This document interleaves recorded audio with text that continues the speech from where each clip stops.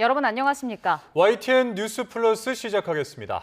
이른바 노태우 비자금 의혹과 관련해 검찰이 첫 강제 수사에 나섰습니다. 김옥숙 여사의 자택부터 노 전 대통령 아들이 일하던 기관까지 수사 대상에 포함됐습니다. 배민혁 기자입니다. 노태우 전 대통령 일가의 비자금 은닉 의혹을 수사하는 검찰이 강제 수사에 착수했습니다. 사무실이나 자택을 상대로 한 압수수색은 이번이 처음인데 김옥숙 여사가 머무는 서울 연희동 사저가 포함됐습니다. 노 전 대통령 아들인 노재헌 주중대사가 재직했던 재단과 과거 비자금 조성 과정에서 차명 계좌를 제공했다는 의혹을 받는 당시 비서관들의 자택까지 전방위적인 강제 수사가 이루어졌습니다. 지난 2024년 10월 5.18 재단 측은 김 여사와 노소영 아트센터 나비관장 등을 검찰에 고발했습니다. 최태원 SK그룹 회장과 노 관장 이혼 소송 항소심에서 재산분할 문제로 등장한 비자금 메모의 존재가 불씨가 됐습니다. 메모에 담긴 904억 원은 물론 국정감사 과정에서 드러난 김 여사의 200억대 비자금에 대해서도 수사를 촉구했습니다. 여기에 아들이 몸담은 재단에 150억 원을 추전해 세금을 포탈하기까지 했다며 모두 1266억 원에 달하는 자금을 은닉한 것으로 추정된다고 주장했습니다. 수사 착수 이후 1년 10개월 동안 검찰은 금융계좌와 관련 자료 등을 분석하며 자금 흐름을 추적하는 데 주력했습니다. 검찰은 비자금 메모의 진위와 작성 시기 등을 파악할 압수물 분석을 거쳐 관련자들을 상대로 자금 출처와 사용처 등을 조사할 거로 보입니다. YTN 배민혁입니다. 노태우 전 대통령 비자금 의혹은 딸인 노소영 아트센터 나비관장의 세계 이혼 소송 과정에서 드러났습니다. 재판 증거로 처음 세상에 공개된 이른바 904억 메모의 진실이 검찰 수사로 밝혀질지 주목됩니다. 김희영 기자입니다. 이른바 노태우 비자금 의혹은 최태원 SK그룹 회장과 노소영 관장의 이혼 소송 과정에서 불거졌습니다. 노 관장이 증거로 낸 어머니 김옥숙 여사의 이른바 선경 300억 메모가 1조 원이 훌쩍 넘는 항소심 재산분할 판단의 결정적 근거가 된 겁니다. 자금이 최종현 SK 선대 회장에게 지원돼 그룹 성장의 바탕이 됐다는 노 관장 측 주장을 재판부가 받아들였고 최 회장 측은 반발했습니다. SK 역사가 전부 부정당하고 부강으로 저희가 사업을 키웠다라는 판결의 내용이 존재하고 있습니다. 이는 사실이 아닙니다. 이후 판단은 달랐습니다. 대법원은 불법 자금은 재산분할 대상이 될 수 없다고 사건을 돌려보냈고 파기환송심도 비자금 300억 원은 노 관장 기여분에서 제외했습니다. 문제는 이 메모에 과거 검찰의 60 비자금 수사에서 드러나지 않았던 904억 원의 자금 목록과 이를 받은 거로 의심되는 명단까지 적혀 있었던 겁니다. 비자금이라면 환수해야 한다는 목소리가 커졌고 노 전 대통령 일가는 검찰에 고발됐습니다. 그간 법조계에서는 비자금 환수가 쉽지 않을 거로 전망해왔습니다. 노 전 대통령과 최 회장이 모두 사망한 데다 35년 전 자료, 특히 금융실명제 시행 이전 자금 흐름까지 추적해야 하기 때문입니다. 게다가 범죄수익은닉죄의 공소시효는 7년, 이를 적용하려면 현재까지 이어진 은닉 행위가 확인돼야 합니다. 다만 최근 국회가 독립몰수제가 담긴 법 개정안을 통과시킨 점은 변수로 꼽힙니다.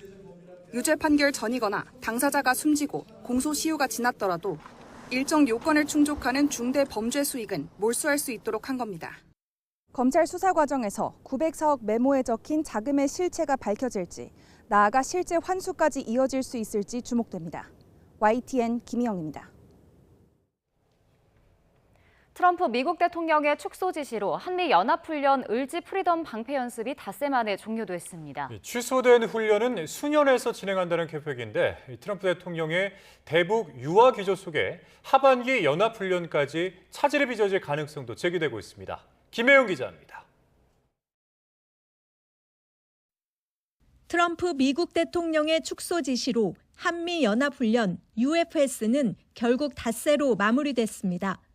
특히 대대급 이상 한미연합연습인 야외 기동훈련은 애초 14건 계획됐지만 반토막으로 줄었습니다. 군 당국은 연합훈련 7건은 다음 주까지 예정대로 진행하고 나머지 7건은 수년한다고 밝혔습니다. 올해 한미가 함께 진행하는 야외 기동훈련은 모두 159건인데 이번에 밀린 훈련을 포함해서 차질 없이 진행하겠다는 겁니다.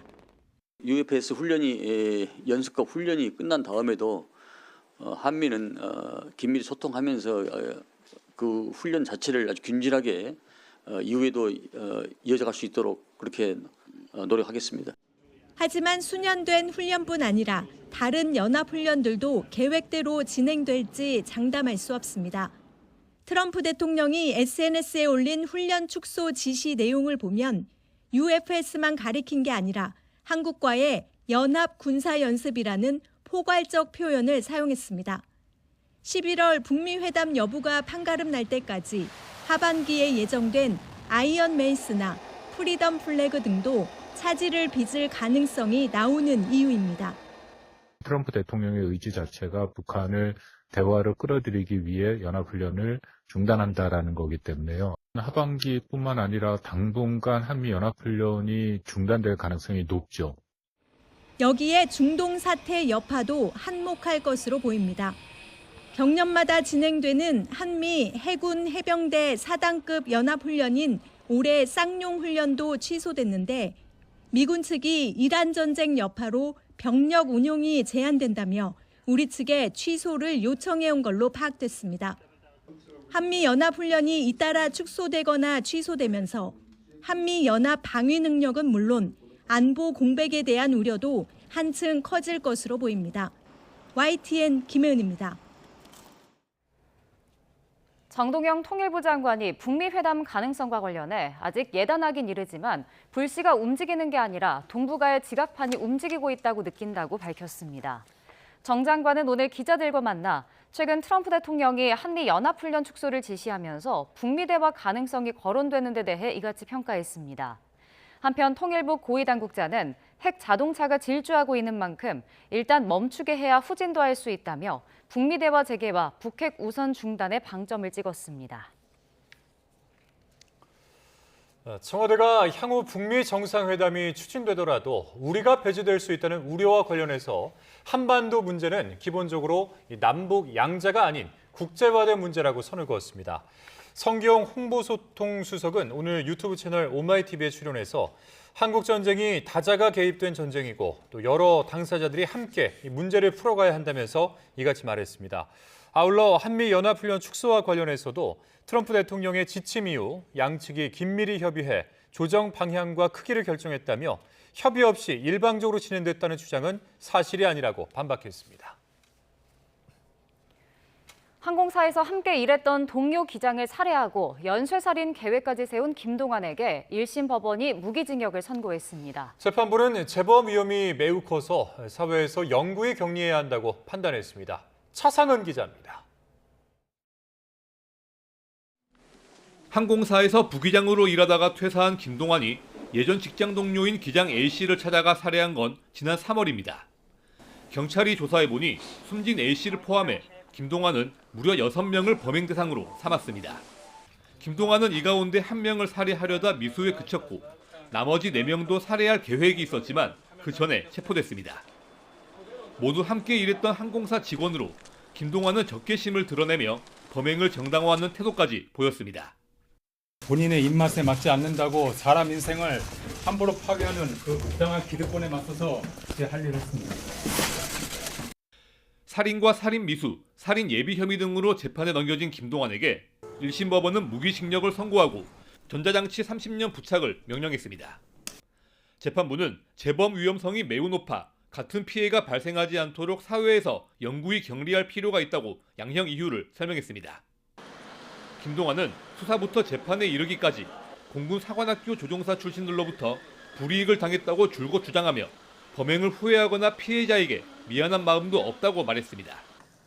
하지만 재판부는 여러 진술을 종합하면 김동완의 일방적인 주장에 불과하고 사실이라 해도 범행을 정당화할 수 없다고 강조했습니다. YTN 차상입니다. 20개월 된 딸을 방임해 영양결핍으로 숨지게 한 친모가 1심에서 중형을 선고받았습니다. 재판부는 친모에게 아이를 살해할 고의가 없었다고 판단하면서 가정에 대한 공적 관여가 부족했다는 점을 꼬집었습니다. 김태원 기자입니다. 30대 친모 A씨는 20개월 된 딸을 제대로 먹이지 않아 숨지게 한 혐의 등으로 구속 기소됐습니다. 검찰은 A씨가 아이 상태를 충분히 알고도 내버려둔 채 놀이동산 등을 찾아다녔다면서 아동학대 살해 혐의를 적용하며 징역 30년을 구형했습니다. 아이가 죽어도 어쩔 수 없다고 생각했다는 건데 1심 법원 판단은 달랐습니다.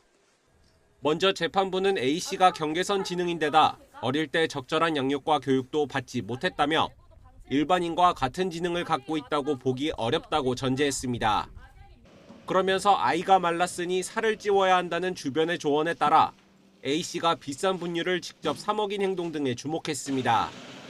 또 어린이집에 보내기 위해 아이 몸 상태에 대해 관계자와 상의하거나 오리엔테이션에도 직접 참석한 점을 보더라도 계속 양육할 생각이 있었다고 판단했습니다. 결국 딸을 살해할 고의나 이유가 없다고 본 법원은 아동학대 치사 혐의를 적용해 1심에서 징역 12년을 선고했습니다. 앞서 YTN은 A씨가 아이들 생부의 도움을 전혀 받지 못했고 지자체나 정부의 실질적인 도움도 부족해 사실상 관리 사각지대에 놓여 있었다고 보도했습니다. 그런데 재판부 역시 정부와 지자체가 현금 등 물질적인 지원을 해주면서도 올바르게 집행됐는지를 관리 감독하지 못했고 아이들의 건강 상태 점검이나 최소한의 양육법에 대한 교육 등 공적 관여가 부족했다며 제도적 공백을 지적하기도 했습니다. 법원은 이어 굶주려 숨진 피해 아동의 고통이 얼마나 컸을지 가늠하기 어려울 정도라며 A씨의 죄가 매우 무겁다고 질타하면서도 홀로 두 딸을 키우는 어려운 상황을 짚으며 정상적인 양육을 위해 노력하는 과정에서 사망이 발생한 것으로 보인다고 덧붙였습니다. YTN 김태원입니다. 경기도 의정부에 있는 아파트에서 두 형제가 숨진 채 발견돼 경찰이 수사에 착수했습니다. 오늘 오전 10시쯤 경기도 의정부시에 있는 한 아파트에서 사람이 추락했다는 신고가 접수됐습니다. 추락한 50대 남성 A씨는 병원에 옮겨졌지만 끝내 숨졌고 주거지에서는 남동생인 40대 B씨가 숨진 채 발견됐습니다. B씨의 몸에는 자상이 있었고 현장에선 흉기가 발견된 것으로 파악됐습니다. 현대차 노조가 임단협 협상 난항 속 10년 만에 전면 파업에 나섰습니다. 여파로 하루 동안 국내 공장 3곳이 전부 멈췄는데 성과급 50% 인상과 정년 연장 등 요구를 두고 사측과의 줄다리기는 당분간 이어질 전망입니다. 정현우 기자입니다. 서울 양재동 현대차 본사 앞 차도를 머리띠를 두른 노조원들이 가득 채웠습니다.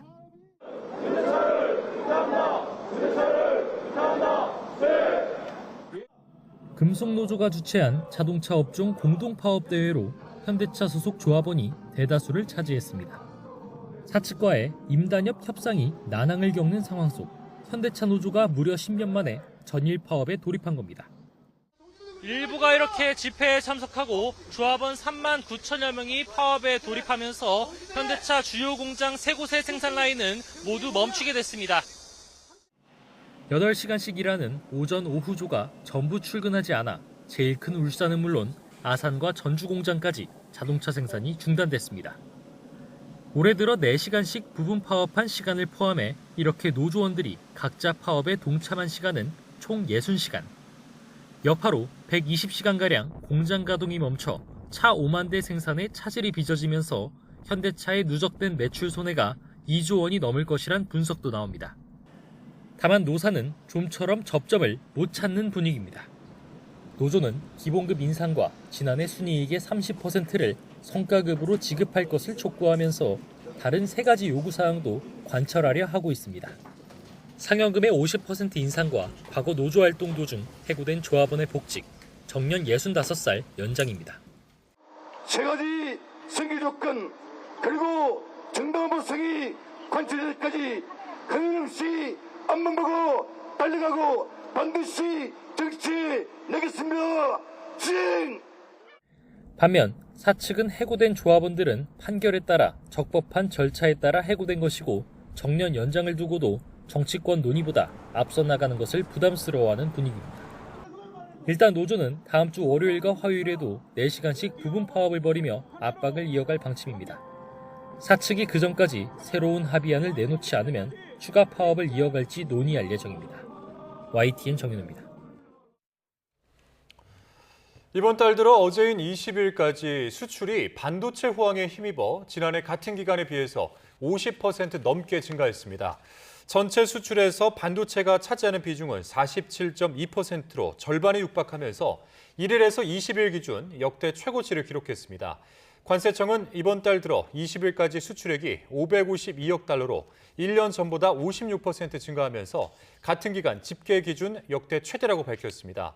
품목별로는 반도체 수출이 198.8% 늘어난 260억 3천만 달러로 집계됐습니다. 삼성전자와 SK하이닉스의 상승세에 힘입어 코스피가 6,900선을 회복했습니다. 코스피는 오늘 0.88% 오른 6,912.95의 거래를 마쳤습니다. 삼성전자가 3.87% 오른 28만 1,500원의 장을 마쳤고 SK하이닉스도 2.31% 오른 173만 원으로 마감하며 상승세를 이어갔습니다. 미국 국채금리가 다시 오르며 전반적인 투자 심리는 위축됐지만 국내 반도체 기업의 대규모 주주 환원 기대감이 주가 상승 요소로 작용한 것으로 보입니다. 정부가 반도체 호황으로 발생한 추가 세수를 별도로 적립해 활용하는 미래 대응 기금을 신설하기로 했습니다. 박홍근 기획예산처 장관은 오늘 정부 서울청사에서 합동 브리핑을 열고 잠재 성장률 반등을 뒷받침하고 회계 연도 중 발생한 예측하기 어려운 정책 수요를 신속 대응하기 위해서 미래 대응 기금을 신설한다고 밝혔습니다. 기금 지출은 청년과 성장 동력, 지방, 교육 인재 등 4대 분야에 중점 투자됩니다. 삼성전자가 올해 사상 최대 규모의 주주 환원을 실시한다고 밝혔습니다. 네, 약 90조 원에서 110조 원으로 예상되는데 관련 소식 취재기자 연결해서 들어보겠습니다. 자, 김대경 기자, 조금 전에 삼성전자에서 주주 환원 계획을 발표했죠? 네, 그렇습니다. 삼성전자가 올해 약 90조에서 110조 원에 달하는 사상 최대 규모의 주주 환원을 실시한다고 밝혔습니다. 삼성전자는 오늘 이사회를 열고 이 같은 2026년 주주 환원 시행 방안을 의결했다고 발표했습니다. 기존 최대였던 2020년 20조 3천억 원의 5배 규모라고 삼성전자는 설명했습니다. 이 같은 역대 최대 규모의 주주 환원은 회사의 성장에 따른 성과가 주주들에게 실질적인 혜택으로 돌아가도록 하고 이를 통해 회사의 성장과 주주가치 제고가 선순환하는 구조를 이어가기 위한 거라고도 설명했습니다. 삼성전자는 2024년부터 3년에 걸쳐 잉여 현금 흐름 FCF의 50%를 주주에 환원하는 정책을 시행 중인데 이를 성실히 이행하는 것이라고도 강조했습니다. 구체적인 내용을 보면 삼성전자는 우선 올 3분기에 정규 배당을 포함해 약 30조 원 규모의 현금 배당을 시행할 계획으로 10월 말 이사회에서 구체적인 내용을 확정할 예정입니다. 나머지 주주 환원은 2026년 경영 실적이 확정되는 내년 1월 이사회에서 현금 배당과 자사주 매입 소각을 포함한 환원 방식과 규모를 결정할 계획입니다. 삼성전자는 지난 2024년부터 2025년까지 2년 동안 매년 9조 8천억 원씩 모두 19조 6천억 원의 정규 배당을 실시했고 2025년엔 1조 3천억 원의 특별 배당과 8조 4천억 원 규모의 자사주 매입 소각을 실행했습니다. 여기에 올해 주주 환원까지 포함하면 2024년부터 2026년까지 3개년 주주 환원 규모는 모두 120조에서 140조 원에 달할 것으로 예상됩니다. 이런 가운데 삼성전자는 오늘 이사회에서 임직원 보상을 위한 약 15조 원 규모의 자사주 매입도 의결했는데요. 임직원 보상을 위한 자사주 매입도 주주가치 증대 효과가 기대된다고 삼성전자는 설명했습니다. 삼성전자는 앞으로도 주주 환원 정책을 충실하게 이행하고 주주 환원 계획을 주주, 시장과 적극적으로 소통해 나갈 방침이라고 설명했습니다. 지금까지 경제부에서 YTN 김대근입니다. 조희대 대법원장의 대법관 서면 제청을 둘러싸고 여야가 정면으로 충돌했습니다. 법사위는 오는 31일 국회에 조 대법원장을 증인으로 출석시키는 안건을 더불어민주당 주도로 의결했는데 국민의힘은 고성 끝에 결국 퇴장했습니다. 권준수 기자입니다. 더불어민주당은 조희대 대법원장 서면 제청은 국회와 대통령실을 무시한 거라며 연일 공세를 이어갔습니다. 국회에 나와 본인이 한 일들을 증언하라고 압박했는데 전체 회의에 꼭 조희대 대법원장이 출석을 해서 커튼 뒤에 숨지 말고 대리인 뒤에 숨지 말고 본인이 했던 모든 일들에 대해서 국민 앞에 소상히 밝혀야 된다. 국민의힘은 대법원장을 조희대 씨로 부른 민주당 김민석 대표를 겨냥했습니다. 김 대표가 조 대법원장을 법기술원장이라 칭했으니 대법원은 법기술원이냐고 비꼬았는데 이게 여야 고성 충돌로 번졌습니다. 김민석 씨가 조희대 대법원장임을 보고 법기술원장이라고 하겠답니다. 그러니까 조용히 하세요. 조용히 해! 당신은 그러지 마. 왜 반말이야? 어떠냐고? 당신이 나보다 모든 게 후배 아니야? 뭐 내가 당신보다 후배야? 결국 국민의힘이 증인 채택에 반대하며 퇴장한 가운데 법사위는 오는 31일 조 대법원장의 대법관 서면 제청 등에 대한 현안 질의를 진행키로 하고 조 대법원장과 노경필 법원 행정처장 증인 출석 요구안 건을 민주당 주도로 의결했습니다. 그런데 법원 행정처장과 나와야 할 의무가 없는 것으로 안다라는 식의 답변을 했습니다. 법적으로. 그렇다면 증인 출석 요구를 하지 않을 수가 없습니다. 회의장 밖에서도 충돌은 이어졌습니다. 국민의힘 법사위원들은 예정에 없던 기자회견을 열고 조 대법원장을 증인으로 채택한 건 사전 탄핵 청문회나 다름없다고 반발했습니다. 재청의 정확한 경위를 알려면 증인으로 나와야 될 사람은 대법원장이 아니라 이재명 대통령입니다. 반면 범여권 법사위원들은 조 대법원장이 앞서 세 차례 대법관 후보 임명 땐 윤석열 전 대통령을 직접 만났다고 꼬집었습니다. 대통령의 정당한 임명권을 지켜야 합니다. 윤핵인 조희대 대법원장 마지막으로 경고합니다.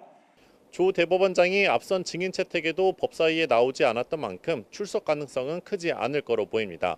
다만 여당 일각에서 법원 행정처 폐지론까지 나오며 이번 논란이 사법부 관련 추가 입법으로 이어질 수 있다는 전망이 나옵니다. YTN 권준수입니다. 청와대가 대법관 후보 서면 제청을 두고 헌정사에서 전례 없는 일방적인 통보였다며 사안을 엄중하게 보고 있다고 재차 밝혔습니다. 이전 관례와 법리를 검토하며 대응 방안을 고민하고 있다는 입장인데 재제청 가능성도 거론되고 있습니다. 임예진 기자입니다. 서면 제청 논란이 불거진 지 이틀 만에 첫 공식 메시지를 낸 청와대는 이튿날에도 비슷한 입장을 거듭 밝혔습니다. 네, 저희들은 차분하지만 매우 이거는 엄중한 사항으로 보고 있습니다. 전례가 없었던 어떤 헌정사 초유의 사항이라고 인식하고 있고요. 일반적인 협의 절차를 모두 건너뛰었다며 재차 불편한 심기를 드러냈습니다. 이거는 이제 협의를 건너뛰고서 어떤 대통령의 임명권을 존중하지 않는 그런 어떤 일방 통보 절차였다는 점에서 면담을 거부당해 서면 제청을 할 수밖에 없었다는 취지의 법원 행정처장 주장도 정면으로 반박했습니다. 대법원 측에서는 협의가 되면은 만날 수 있느냐라는 이제 문의가 있었는데요. 네. 여기에 대해서 협의가 되면 그때 논의하자라는 어떤 일반적인 답변을 한 것에 불과한데요. 서면 제청 방식에 대해 민정수석과의 합의가 있었다는 주장에 대해서도 일반적인 사항을 논의했을 뿐 구체적인 제청 방식에 대해선 협의 자체가 없었다고 말했습니다. 청와대가 연일 불쾌감을 드러내고 있는 만큼 손봉기 대구지법 부장판사에 대해 재제청을 요구할 수 있다는 전망에 무게가 실리고 있습니다. 이 경우 손 부장판사는 청문회 전에 낙마하는 최초의 대법관 후보자가 됩니다. 다만 청와대는 관련 질문에 매우 중대한 사안인 만큼 관례와 법률적인 부분을 꼼꼼히 들여다본 뒤 판단을 하겠다며 원칙적인 답변을 내놨습니다. 국회에 보내는 임명동의안 제출 기한이 정해져 있지 않다 보니 청와대는 한동안 숙고를 이어갈 거로 보이는데 당장 다음 달 이흥구 대법관이 퇴임이라 대법관 공백으로 이어질 거란 전망도 나옵니다. YTN 임혜진입니다. 명태균 여론조사비 대납 의혹으로 1심에서 시장직 상실형을 선고받은 오세훈 서울시장의 항소심 첫 재판이 열렸습니다. 오 시장 측은 명 씨에게 여론조사를 의뢰한 적이 없다면서 1심과 마찬가지로 무죄를 주장했습니다. 윤혜리 기자의 보도입니다. 이른바 명태균 게이트에 연루돼 1심에서 시장직 상실형을 선고받은 오세훈 서울시장의 항소심이 시작됐습니다. 첫 공판 출석 전 취재진 앞에 선 오 시장은 무죄를 강조했습니다. 실체적 진실을 밝혀서 무죄를 입증하도록 하겠습니다. 항소심에서 어떤 점 위주로 재판하는 거 지켜봐 주시죠. 앞서 1심 재판부는 오 시장이 명 씨에게 여론조사 5건을 의뢰하고 후원자에게 비용 2,100만 원을 대납하도록 했다고 보고 벌금 1,000만 원을 선고했습니다. 오 시장 측 변호인은 항소심에서 명 씨에게 여론조사를 의뢰한 적도 후원자 김한정 씨에게 비용 대납을 요구한 적도 없다고 주장했습니다. 실상은 명 씨가 선거에 도움을 주겠다 했지만 믿을 만한 사람이 아니라고 생각해 오히려 멀리했다는 겁니다. 반면 특검 측은 오 시장과 명 씨, 후원자 김 씨의 공모 관계가 인정된다며 1심 구형과 같은 징역 1년 6개월을 선고해달라고 요청했습니다. 다음 재판에선 명 씨에게 여론조사를 의뢰한 김종인 전 국민의힘 비상대책위원장 등이 증인으로 채택되며 진실 공방을 예고했습니다. 명 씨로부터 여론조사를 무상으로 제공받은 혐의로 1심에서 징역 2년을 선고받은 윤석열 전 대통령의 항소심 첫 재판도 같은 날 진행됐습니다. 윤 전 대통령 측 변호인은 같은 혐의로 기소된 김건희 씨가 1심과 2심에서 모두 무죄를 받았는데 윤 전 대통령의 원심 해석은 정반대로 나왔다며 상식적으로 가능한지 의문이라고 지적했습니다. 윤 전 대통령도 대선 후보 당시 후원금이 넘치도록 들어와 여론조사를 무상으로 받을 이유가 없었다고 주장했습니다. 김건희 씨의 정치자금법 위반 혐의 사건에 대해선 대법원의 최종 판단이 남아있는 가운데 오 시장과 윤 전 대통령 사건을 모두 맡은 항소심 재판부가 명 씨의 진술을 두고 어떤 판결을 내릴지 주목됩니다. YTN 윤혜리입니다. 건진법사 전성배 씨와 공모해 통일교 교인들을 국민의힘에 집단 가입하도록 했다는 의혹으로 기소된 김건희 씨 측이 첫 재판에서 혐의를 모두 부인했습니다. 김 씨 측은 오늘 서울중앙지방법원에서 열린 첫 공판에서 특검의 주장은 전혀 사실이 입증되지 않았고 입당한 교인들이 전당대회에 실질적으로 영향력을 미쳤다고 보기 어렵다며 정당법 위반 혐의를 부인했습니다. 또 김 씨가 전 씨나 통일교 관계자들에게 직접 경선 지원을 요구하거나 비례대표를 약속한 증거가 없다며 유일한 증거는 윤 전 본부장의 진술과 전 씨 사이의 문자뿐이라고 주장했습니다. 제주 여성 실종 사건을 계기로 경찰이 관리자 승인을 거치도록 종결 절차를 강화하겠다고 밝혔지만 이것만으로는 제2의 허위 보고를 막기 어렵다는 지적이 나옵니다. 담당 경찰이 거짓 보고서를 올리면 관리자도 확인할 길이 없는 만큼 이 실제 안전을 확인할 수 있는 객관적인 증빙과 수색 법률이 마련돼야 한다는 지적입니다. 고재형 기자입니다. 지난 5월 장미란 씨의 실종 신고를 최초 접수한 A경장은 장 씨의 안전을 확인하지도 않은 채 사건을 종결했다는 의혹을 받고 있습니다. 실제로 장 씨와 통화했는지, 종결 과정에 문제는 없었는지 경찰 수사가 진행 중입니다. 경찰은 재발을 막기 위해 팀장이나 과장의 최종 승인을 받도록 시스템을 바꾸기로 했습니다. 하지만 관리자 역시 담당 경찰이 작성한 보고서에 의존할 수밖에 없어 허위 보고를 걸러내는 데는 한계가 있습니다. 전직 경찰과 전문가들은 관리자 승인 제도만으로는 허위 보고를 막기 어렵다며 통화 내역이나 현장 사진 등 객관적인 증빙 자료 첨부를 의무화해야 한다고 지적합니다. 현장에서는 성인 실종 사건의 수사 한계도 제기됩니다. 현행 제도상 성인 가출은 범죄 등 긴급 위험이 명확하지 않은 초기 단계에는 강제 수색이나 위치 추적이 어려워 초동 대응에 제약이 있다는 지적이 나옵니다. 범죄와 연관이 됐을 때는 사후적이지만 사실상 중요한 골든타임을 놓칠 수밖에 없는 이런 결과가 생기기 때문에 법적인 근거를 빨리 마련함도 함께 필요하지 않나 생각합니다. 성인 실종 사건을 종결할 때 담당 경찰관이 대상자를 직접 만나 신원과 안전을 확인하도록 실물 확인 의무를 명문화해야 한다는 제언도 나옵니다. 성인 실종자가 가족에게 소재 공개를 거부하더라도 적어도 경찰관이 직접 눈으로 안전을 확인한 뒤 사건을 끝내야 한다는 겁니다. 사고를 막지 못한 뒤 내놓는 뒷북 대책을 넘어 실효성 있는 실종자 보호법 개정이 시급합니다. YTN 고재영입니다.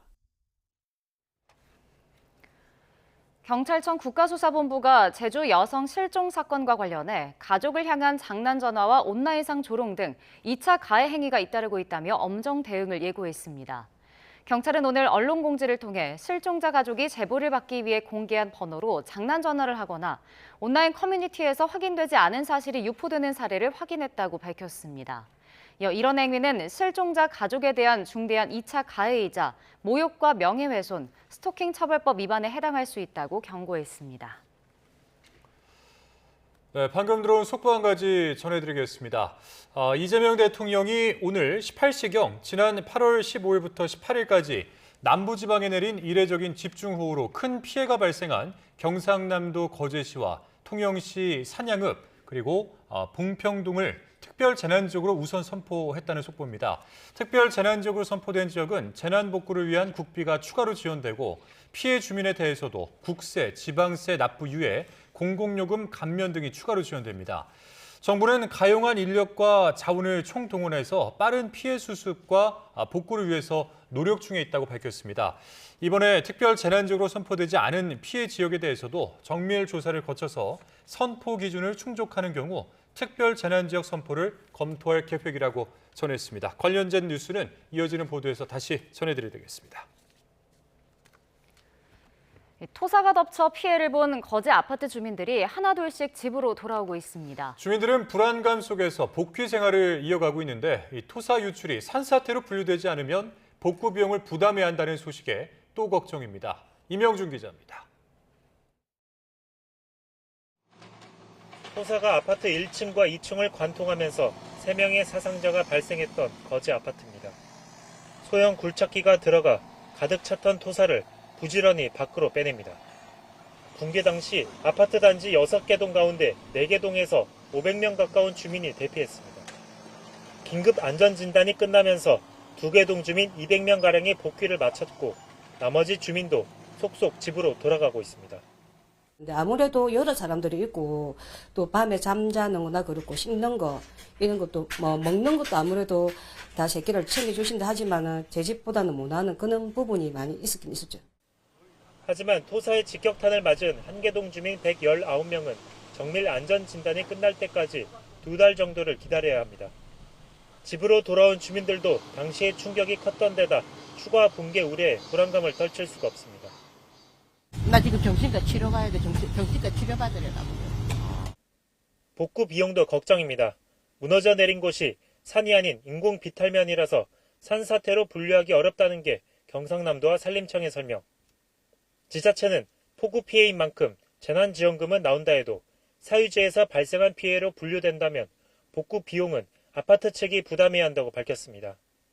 옹벽이 무너지거나 이렇게 했더라고요. 그런 부분에 대해서 옹벽을 다시 한다든지 그런 거는 아파트 그쪽에서 하셔야 되는 상황입니다.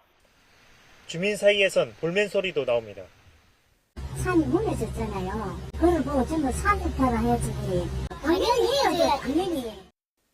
갑작스러운 자연재해도 행정적 기준으로 피해 수습마저 주민이 부담해야 할 수도 있는 상황.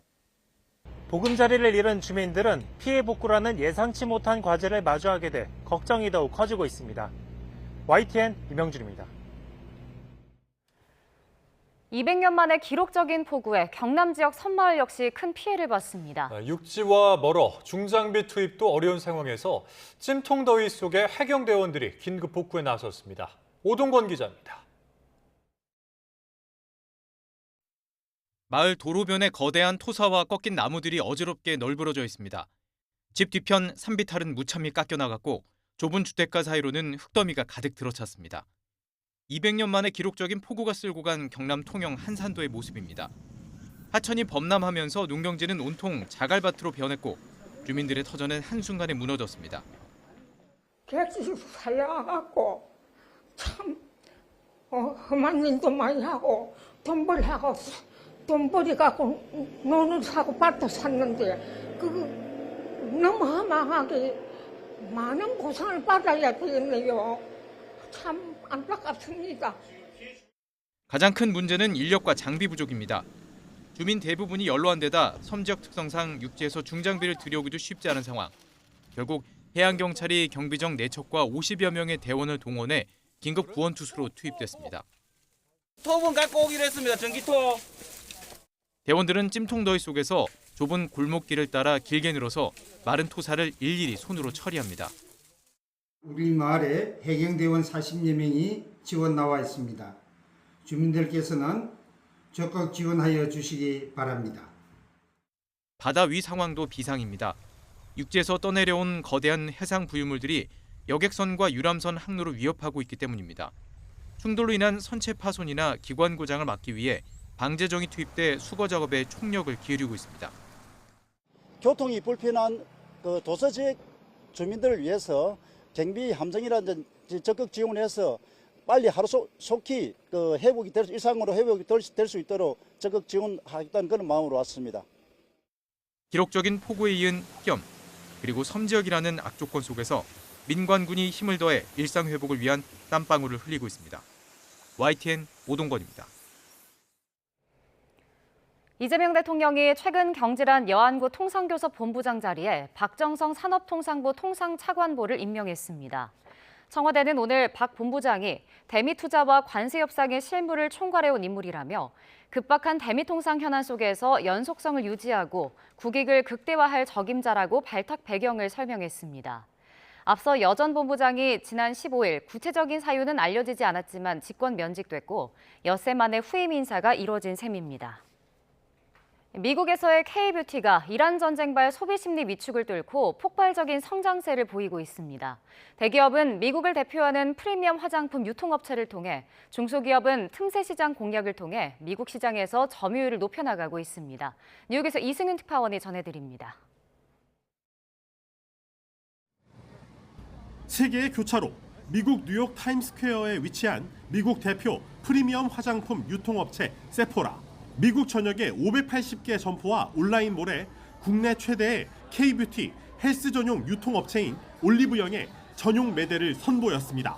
이제 저희가 매장을 많이 이번에 갖고 있지 않다 보니까 지금 매장 수가 도어수가 많은 세포라와 협업을 하면서 현지 고객들에게 가장 접점을 늘리는 형태로 지금 준비하게 되었습니다.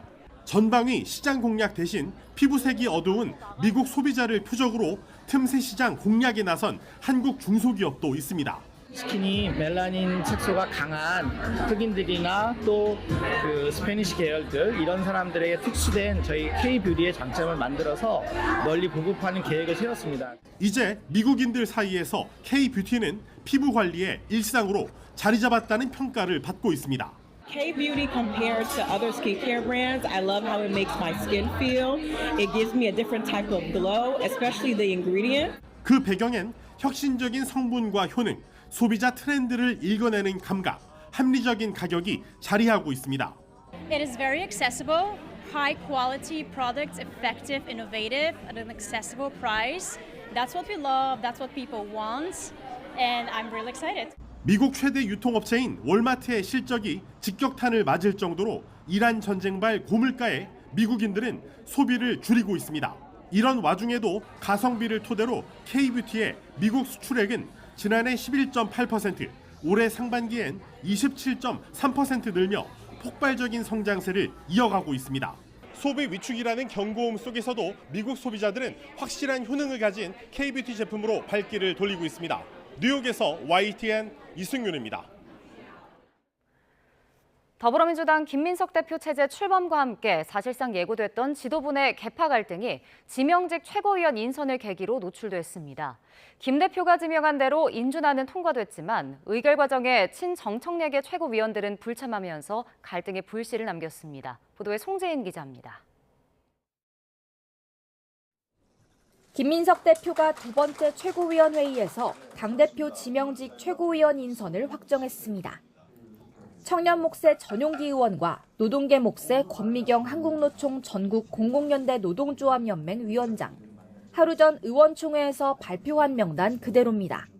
청년이 현재의 여성과 같이 선출되는 방식이었으면 좋았겠지만 그때 내부의 사정으로 되지 못한 데 대한 아쉬움이 있고 그것을 지명직 몫을 활용해서라도 할 수 있으면 좋겠다.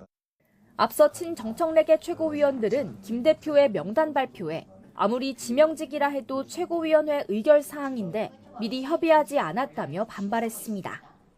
특히 청년 최고위원은 경선으로 뽑겠다고 하지 않았느냐며 공개적으로 재고를 요구했는데 이튿날 비공개 최고위원회의에 똑같은 명단이 의결 대상으로 올라오자 단체로 퇴장했습니다. 최민희 의원, 한민수 의원, 이성인 의원은 표결에 참여하지 않고요. 그래서 나머지 최고위원들에 의해서 의결됐다는 말씀드리겠습니다. 다만 김 대표가 다음부터는 청년 최고위원을 별도로 선출할 수 있도록 제도를 정비하겠다고 약속하면서 공개석상에서 친청계도 갈등을 더는 키우지 않고 감시하겠다는 뼈있는 말만 내놨습니다. 다음에는 의무 할당이 되는 부분은 대표께서 약속하셨기 때문에 꼭 지키시도록 이 또한 제가 감시하도록 하겠습니다. 당무위원회에서 지명직 최고위원 인준이 끝나면 김민석 지도부 구성이 완료됩니다. 친명계 우위구도라는 분석이 많은데 출범 초기부터 개파 간 이견이 노출되면서 불안한 동거를 우려하는 시선이 적지 않습니다. YTN 송재인입니다. 국민의힘 윤리위에서 중징계를 받은 현역 의원들의 반발에 이어 당내 중진들까지 과도하다며 장동혁 대표 지도부를 향해 쓴소리를 냈습니다.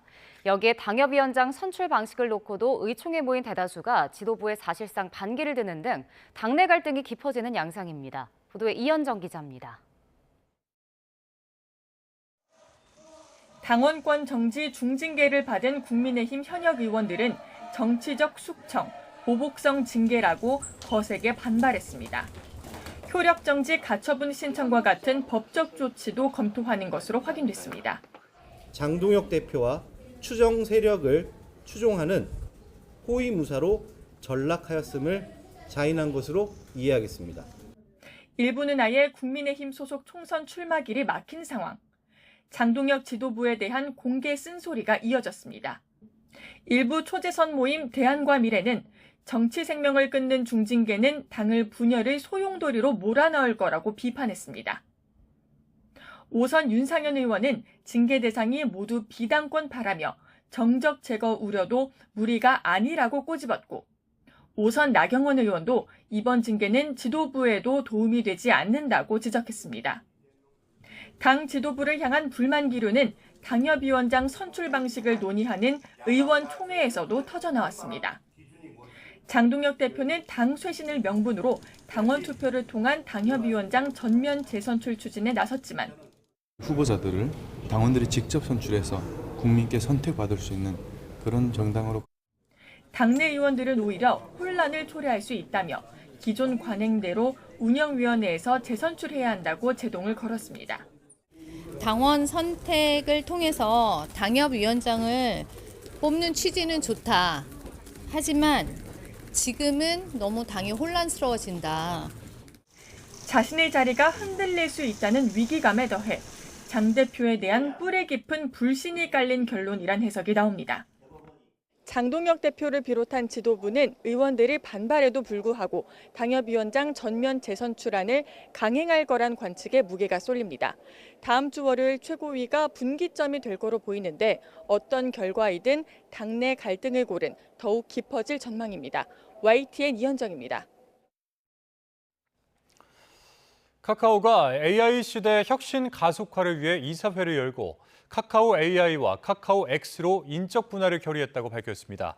분할 비율은 순자산 장부가액을 기준으로 카카오 AI 0.36, 카카오 X 0.64로 결정됐으며 기존 주주는 이 비율에 따라 두 회사 주식을 모두 배정받습니다. 카카오는 카카오 X를 지주회사로 전환할 계획은 전혀 없다며 김범수 창업자의 역할에 대해서는 두 법인에서 대주주 역할을 계속 수행해 주실 것으로 믿는다고 밝혔습니다. 금융당국이 중저신용자와 청년층에 대한 금융사별 대출 총량 관리 기준을 완화하며 시중은행의 적극적인 취급을 당부했습니다. 금융감독원이 최근 시중은행 등 금융사와의 실무회의를 통해 중저신용자 등 취약계층에 대한 대출인 경우 한도를 더 늘려주기로 한 것으로 확인됐습니다.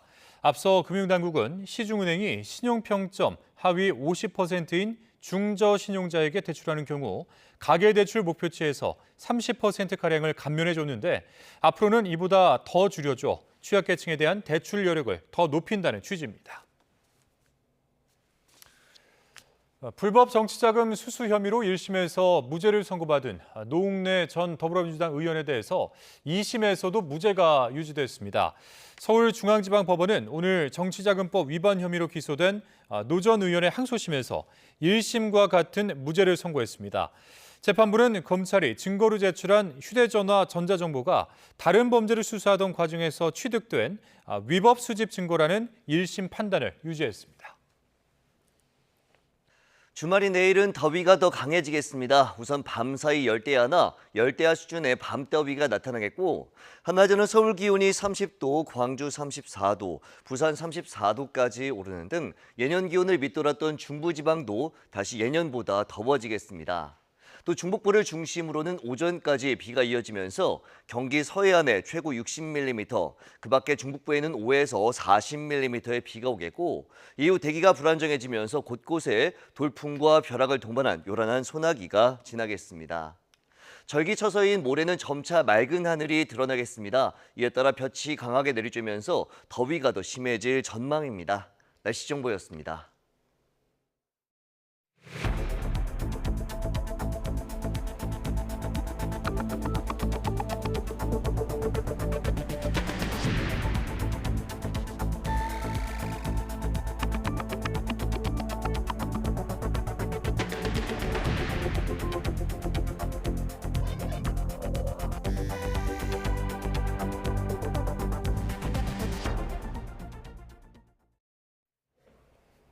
트럼프 미국 대통령의 축소 지시로 한미 연합훈련 을지 프리덤 방패 연습이 닷새 만에 종료됐습니다. 취소된 훈련은 수년에서 진행한다는 계획인데 트럼프 대통령의 대북 유화 기조 속에 하반기 연합훈련까지 차질이 빚어질 가능성도 제기되고 있습니다. 김혜영 기자입니다. 트럼프 미국 대통령의 축소 지시로 한미 연합훈련 UFS는 결국 닷새로 마무리됐습니다. 특히 대대급 이상 한미 연합연습인 야외 기동훈련은 애초 14건 계획됐지만 반토막으로 줄었습니다. 군 당국은 연합훈련 7건은 다음 주까지 예정대로 진행하고 나머지 7건은 수년한다고 밝혔습니다. 올해 한미가 함께 진행하는 야외 기동훈련은 모두 159건인데 이번에 밀린 훈련을 포함해서 차질 없이 진행하겠다는 겁니다. UFS 훈련이 연습과 훈련이 끝난 다음에도 한미는 긴밀히 소통하면서 그 훈련 자체를 아주 균질하게 이후에도 이어져갈 수 있도록 그렇게 노력하겠습니다. 하지만 수년된 훈련뿐 아니라 다른 연합훈련들도 계획대로 진행될지 장담할 수 없습니다. 트럼프 대통령이 SNS에 올린 훈련 축소 지시 내용을 보면 UFS만 가리킨 게 아니라 한국과의 연합 군사 연습이라는 포괄적 표현을 사용했습니다.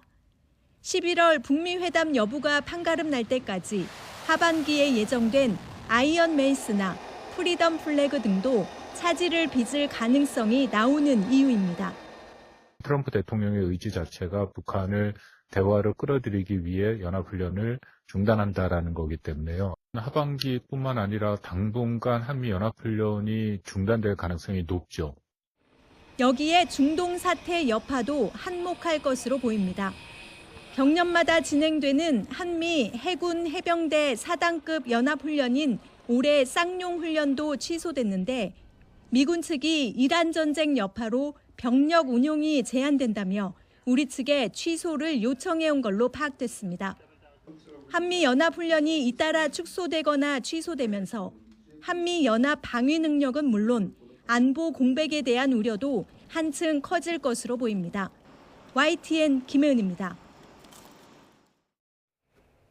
미국과 소싸움을 벌이는 북한이 한국을 비난하고 나섰지만 우리 정부는 한반도 평화 구상을 이어가겠다는 뜻을 굽히지 않았습니다. 비핵화 대신 북핵 우선 중단을 앞세우는 분위기인데 한국이 협상 과정에서 배제될 수 있다는 우려에는 선을 그었습니다. 강민경 기자입니다. 북한 김여정 노동당 총무부장이 한국을 노골적으로 조롱한 담화를 냈지만 통일부는 평화 공존 정책을 일관되게 추진하겠다는 입장을 재확인했습니다.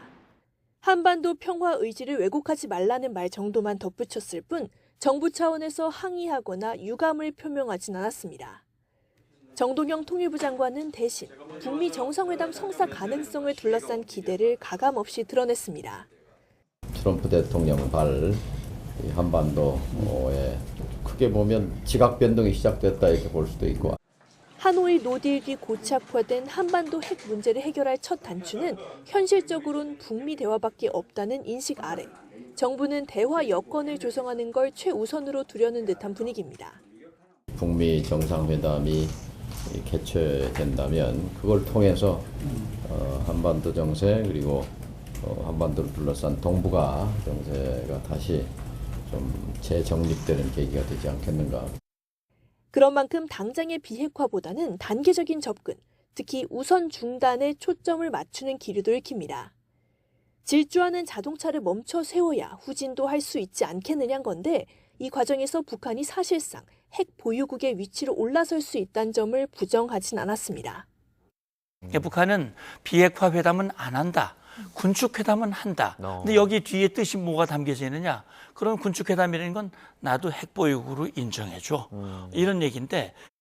통일부는 한국 패싱 우려는 우리의 힘을 스스로 줄일 뿐이라며 주변국과 소통해 한반도 평화체제 전환의 이득을 설명하는 등 역할을 찾아야 한다고 강조했습니다.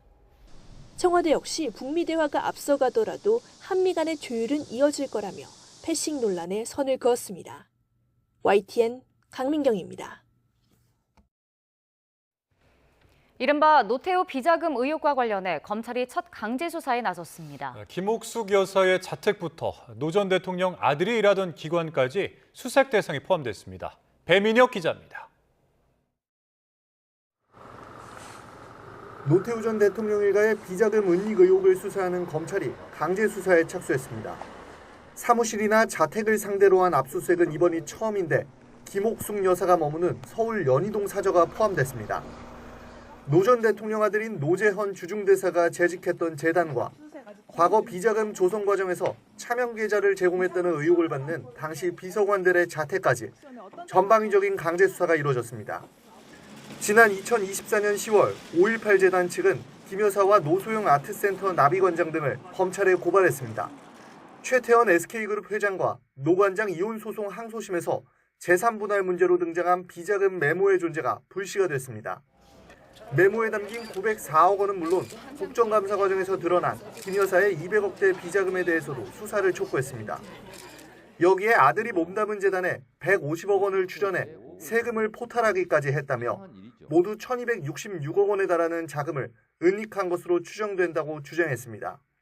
수사 착수 이후 1년 10개월 동안 검찰은 금융계좌와 관련 자료 등을 분석하며 자금 흐름을 추적하는 데 주력했습니다. 검찰은 비자금 메모의 진위와 작성 시기 등을 파악할 압수물 분석을 거쳐 관련자들을 상대로 자금 출처와 사용처 등을 조사할 거로 보입니다. YTN 배민혁입니다. 노태우 전 대통령 비자금 의혹은 딸인 노소영 아트센터 나비관장의 세계 이혼 소송 과정에서 드러났습니다. 재판 증거로 처음 세상에 공개된 이른바 904억 메모의 진실이 검찰 수사로 밝혀질지 주목되고 있습니다. 김희영 기자입니다. 이른바 노태우 비자금 의혹은 최태원 SK그룹 회장과 노소영 관장의 이혼 소송 과정에서 불거졌습니다. 노 관장이 증거로 낸 어머니 김옥숙 여사의 이른바 선경 300억 메모가 1조 원이 훌쩍 넘는 항소심 재산분할 판단의 결정적 근거가 된 겁니다. 자금이 최종현 SK 선대 회장에게 지원돼 그룹 성장의 바탕이 됐다는 노 관장 측 주장을 재판부가 받아들였고 최 회장 측은 반발했습니다. SK 역사가 전부 부정당하고 부강으로 저희가 사업을 키웠다라는 판결의 내용이 존재하고 있습니다. 이는 사실이 아닙니다. 이후 판단은 달랐습니다. 대법원은 불법 자금은 재산분할 대상이 될 수 없다고 사건을 돌려보냈고 파기환송심도 비자금 300억 원은 노 관장 기여분에서 제외했습니다.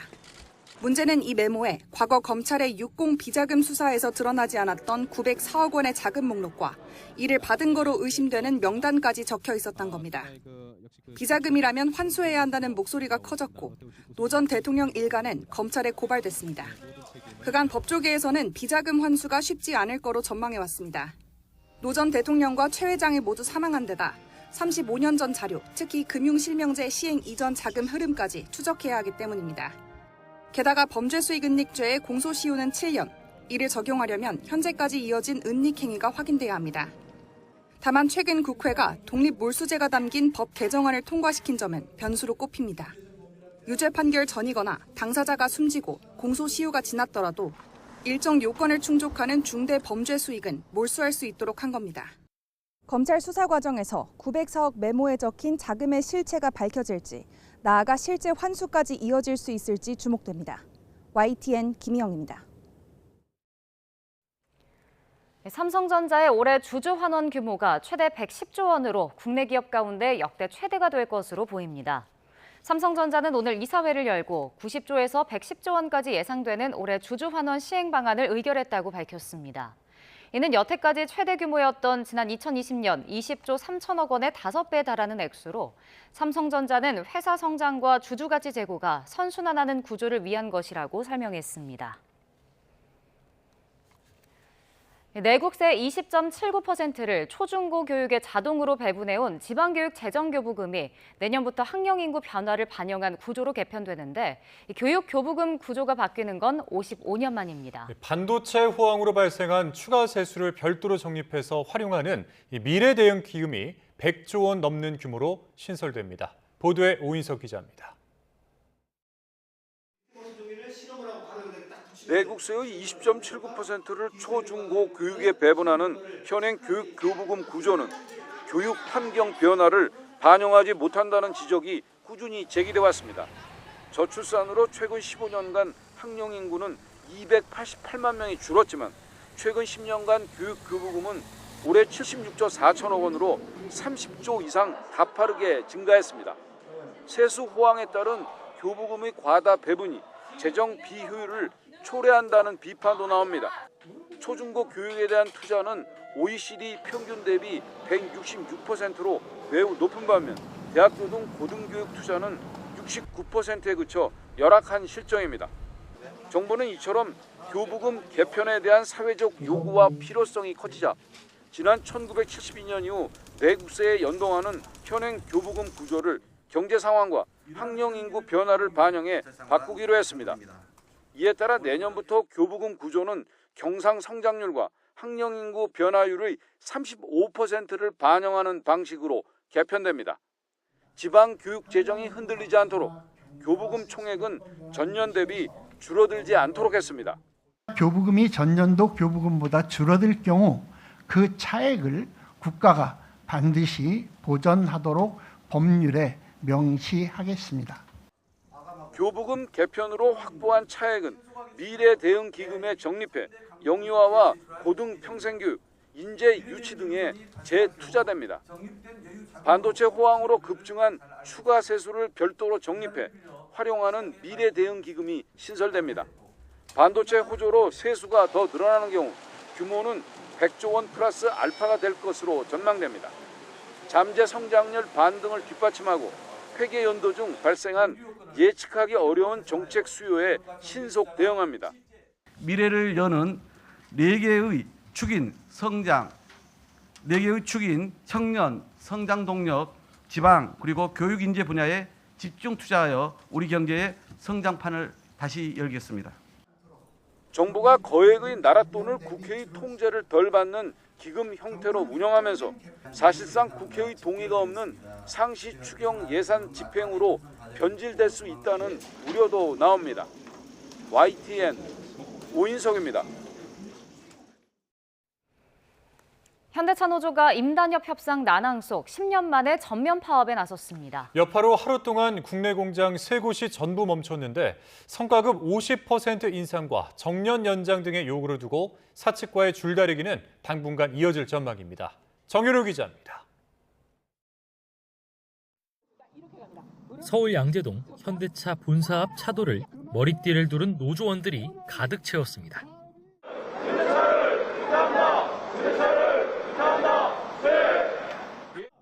금속노조가 주최한 자동차 업종 공동파업대회로 현대차 소속 조합원이 대다수를 차지했습니다. 사측과의 임단협 협상이 난항을 겪는 상황 속 현대차 노조가 무려 10년 만에 전일 파업에 돌입한 겁니다. 일부가 이렇게 집회에 참석하고 조합원 3만 9천여 명이 파업에 돌입하면서 현대차 주요 공장 3곳의 생산 라인은 모두 멈추게 됐습니다. 8시간씩 일하는 오전 오후조가 전부 출근하지 않아 제일 큰 울산은 물론 아산과 전주 공장까지 자동차 생산이 중단됐습니다. 올해 들어 4시간씩 부분 파업한 시간을 포함해 이렇게 노조원들이 각자 파업에 동참한 시간은 총 60시간. 여파로 120시간가량 공장 가동이 멈춰 차 5만 대 생산에 차질이 빚어지면서 현대차의 누적된 매출 손해가 2조 원이 넘을 것이란 분석도 나옵니다. 다만 노사는 좀처럼 접점을 못 찾는 분위기입니다. 노조는 기본급 인상과 지난해 순이익의 30%를 성과급으로 지급할 것을 촉구하면서 다른 3가지 요구사항도 관철하려 하고 있습니다. 상여금의 50% 인상과 과거 노조활동 도중 해고된 조합원의 복직, 정년 65살 연장입니다. 3가지 승계 조건 그리고 정당한법성이 관철될 때까지 끊임없이 앞만 보고 달려가고 반드시 정치해 내겠습니다. 징! 반면 사측은 해고된 조합원들은 판결에 따라 적법한 절차에 따라 해고된 것이고 정년 연장을 두고도 정치권 논의보다 앞서 나가는 것을 부담스러워하는 분위기입니다. 일단 노조는 다음 주 월요일과 화요일에도 4시간씩 부분 파업을 벌이며 압박을 이어갈 방침입니다. 사측이 그 전까지 새로운 합의안을 내놓지 않으면 추가 파업을 이어갈지 논의할 예정입니다. YTN 정윤우입니다. 청와대가 대법관 후보 서면 제청을 두고 헌정사에서 전례 없는 일방적인 통보였다며 사안을 엄중하게 보고 있다고 재차 밝혔습니다. 네, 이전 관례와 법리를 검토하며 대응 방안을 고민하고 있다는 입장인데 재제청 가능성도 거론되고 있습니다. 임예진 기자입니다. 서면 제청 논란이 불거진 지 이틀 만에 첫 공식 메시지를 낸 청와대는 이튿날에도 비슷한 입장을 거듭 밝혔습니다. 네, 저희들은 차분하지만 매우 이거는 엄중한 사항으로 보고 있습니다. 전례가 없었던 어떤 헌정사 초유의 사항이라고 인식하고 있고요. 일반적인 협의 절차를 모두 건너뛰었다며 재차 불편한 심기를 드러냈습니다. 이거는 이제 협의를 건너뛰고서 어떤 대통령의 임명권을 존중하지 않는 그런 어떤 일방 통보 절차였다는 점에서 면담을 거부당해 서면 제청을 할 수밖에 없었다는 취지의 법원 행정처장 주장도 정면으로 반박했습니다. 대법원 측에서는 협의가 되면은 만날 수 있느냐라는 이제 문의가 있었는데요. 네. 여기에 대해서 협의가 되면 그때 논의하자라는 어떤 일반적인 답변을 한 것에 불과한데요. 서면 제청 방식에 대해 민정수석과의 합의가 있었다는 주장에 대해서도 일반적인 사항을 논의했을 뿐 구체적인 제청 방식에 대해선 협의 자체가 없었다고 말했습니다. 청와대가 연일 불쾌감을 드러내고 있는 만큼 손봉기 대구지법 부장판사에 대해 재제청을 요구할 수 있다는 전망에 무게가 실리고 있습니다. 이 경우 손 부장판사는 청문회 전에 낙마하는 최초의 대법관 후보자가 됩니다. 다만 청와대는 관련 질문에 매우 중대한 사안인 만큼 관례와 법률적인 부분을 꼼꼼히 들여다본 뒤 판단을 하겠다며 원칙적인 답변을 내놨습니다. 국회에 보내는 임명동의안 제출 기한이 정해져 있지 않다 보니 청와대는 한동안 숙고를 이어갈 거로 보이는데 당장 다음 달 이흥구 대법관이 퇴임이라 대법관 공백으로 이어질 거란 전망도 나옵니다. YTN 임혜진입니다. 국회 법제사법위원회가 조희대 대법원장을 오는 31일 긴급 현안질의 증인으로 출석하도록 하는 안건을 더불어민주당 등 법여권 주도로 의결했습니다. 민주당 소속 서영교 법사위원장은 오늘 전체 회의에서 장기간 공석이었던 대법관 후보 제청 과정과 김건희, 한덕수, 이상민 사건의 대법원 전원합의체 회부 사유 등을 묻기 위해 조 대법원장 출석을 요구한다고 밝혔습니다. 법사위는 또 대법관 후보자들에게 사퇴를 종용하는 전화를 했다는 의혹과 관련해 노경필 법원행정처장에 대한 증인 출석 요구안도 함께 의결했습니다. 국민의힘은 증인 출석 요구에 이의를 제기하며 표결에 참여하지 않고 퇴장했습니다. 국회 법제사법위원회 소속 국민의힘 의원들은 대법관 후보 서면 제청 논란과 관련해서 더불어민주당이 조희대 대법원장의 증인 출석 요구 안건을 의결하자 사전 탄핵 청문회라고 비판했습니다. 법사위 야당 간사인 박형수 의원 등은 오늘 기자회견을 열고 대법관 제청의 정확한 경위를 밝히려면 대법원장이 아닌 이재명 대통령이 증인으로 나와야 한다고 말했습니다. 이어서 사법부 수장을 증언대에 세우겠다는 것 자체가 헌법이 대법원장에 맡긴 이 제청권 행사를 국회가 사후신문하겠다는 것이라며 급한 건 대법원장 소환이 아니라 청와대에 임명 동의안 제출이라고 강조했습니다.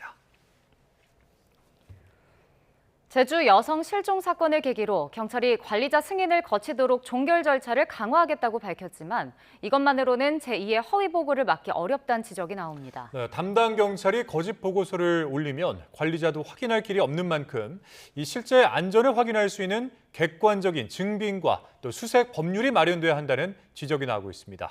고재형 기자입니다. 지난 5월 장미란 씨의 실종 신고를 최초 접수한 A경장은 장 씨의 안전을 확인하지도 않은 채 사건을 종결했다는 의혹을 받고 있습니다. 실제로 장 씨와 통화했는지, 종결 과정에 문제는 없었는지 경찰 수사가 진행 중입니다. 경찰은 재발을 막기 위해 팀장이나 과장의 최종 승인을 받도록 시스템을 바꾸기로 했습니다.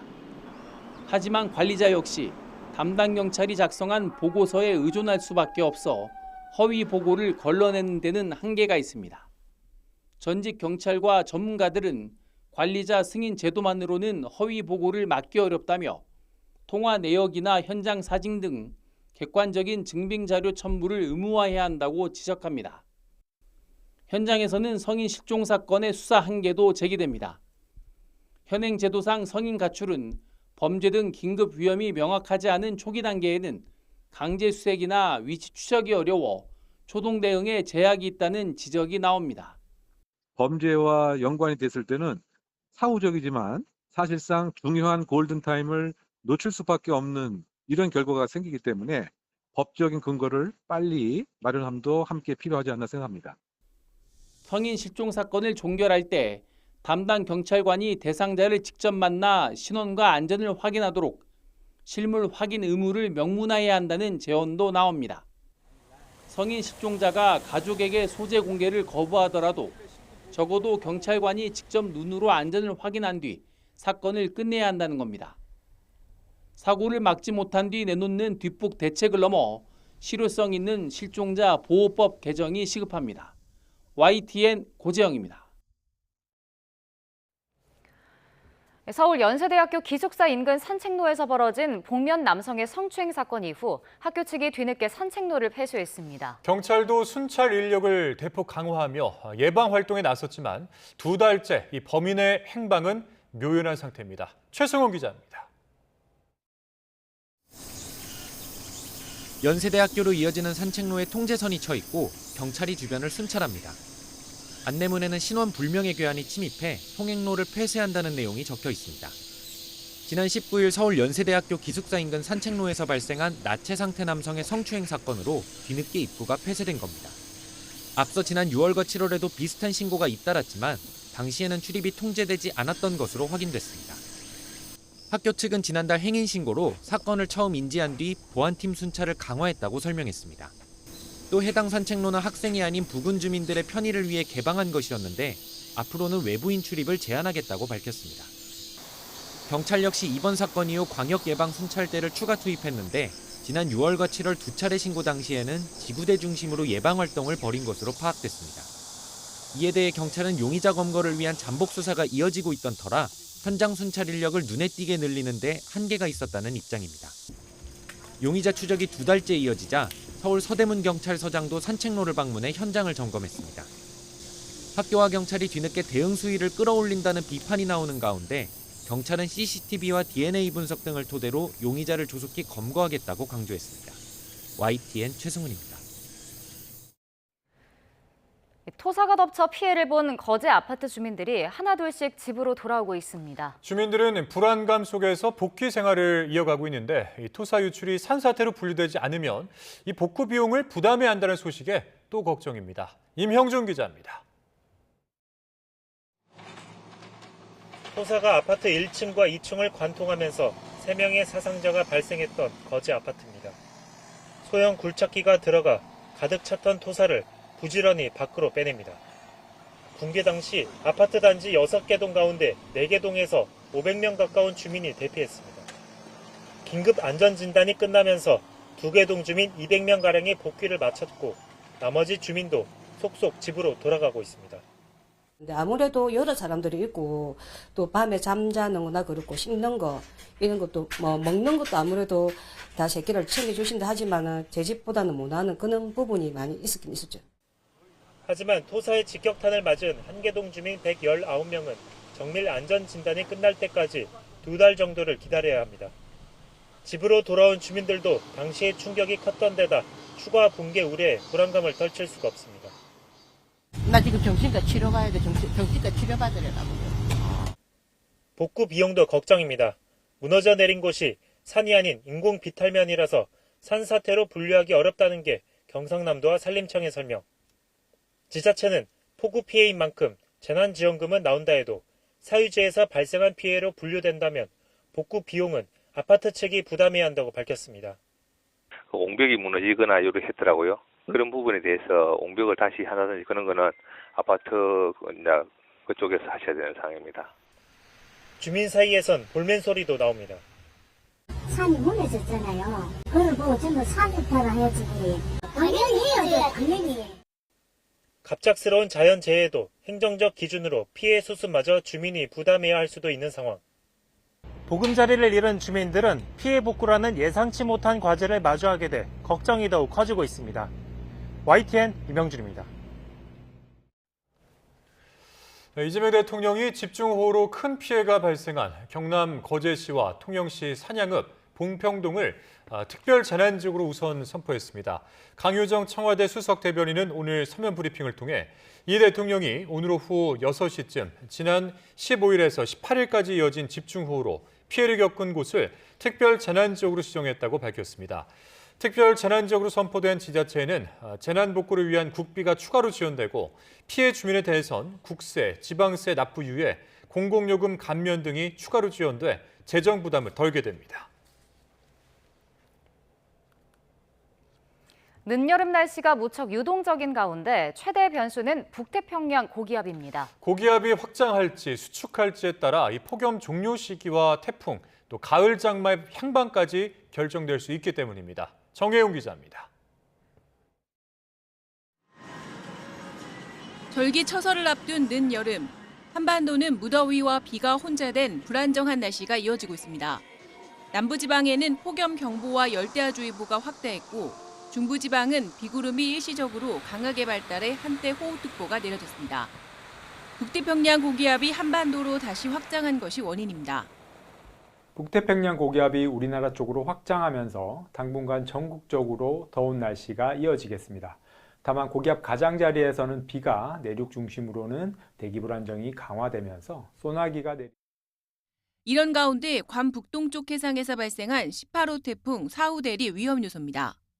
태풍 사우델은 다음 주 중반인 25일쯤 초속 45m 안팎의 매우 강한 태풍으로 발달해 일본 오키나와 동남동쪽 해상까지 북상할 것으로 보입니다. 이후 진로는 북태평양 고기압 세력에 따라 크게 엇갈립니다. 태풍이 직접 상륙하지 않더라도 고기압 가장자리를 타고 열대 수증기가 한반도로 밀려드는 데다 북쪽의 찬 공기와 충돌하는 경계면에서는 다시 장마철 같은 정체전선이 만들어질 수 있습니다. 이 또한 북태평양 고기압의 움직임이 가장 중요합니다. 북태평양 고기압이 수축하는 경계면을 따라 북쪽에 찬 공기가 파고들면서 가을 장마 형태의 정체전선이 발달할 수 있습니다. 여기에 태풍이 몰고 온 수증기가 더해질 경우 국지성 호우로 이어질 수 있어 주의가 필요하겠습니다. 특히 기나긴 폭염의 끝도 북태평양 고기압의 후퇴 속도에 달렸습니다. 더위와 호우, 태풍까지 복합 요소가 혼재된 가운데 당분간 한반도의 기상 상황은 롤러코스터처럼 변화가 더 커질 전망입니다.